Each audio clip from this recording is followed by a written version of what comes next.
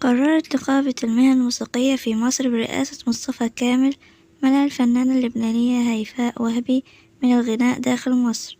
القرار بحسب وسائل إعلام مصرية جاء بناء على شكوى قدمها عضو النقابة خالد مصطفى حسنين المعروف باسم خالد التهامي، والذي كان يعمل مديرا لأعمالها سابقا، واتهمها بالتشهير به عبر منصات التواصل الاجتماعي.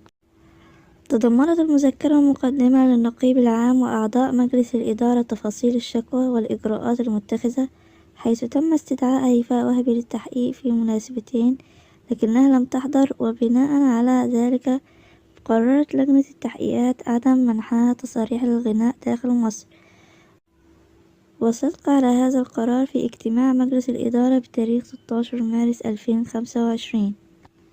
وبحسب وكيل نقابة المهن الموسيقية والمتحدث الرسمي باسمها محمد عبد الله، فإن نقيب الموسيقيين وجميع أعضاء النقابة منعوا هيفاء وهبي من الغناء في مصر بعد امتناعها عن حضور التحقيقات لسماع أقوالها في الشكوى المقدمة ضدها، مشيرا إلى أن مدير أعمال هيفاء وهبي تقدم فيديوهات ومستندات صوتية تثبت إدانتها.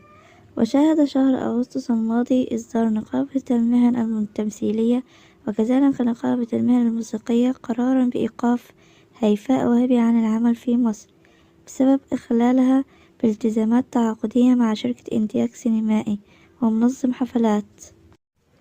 وتم إلغاء هذا القرار لاحقا بعد تصالحها مع الجهات المعنية.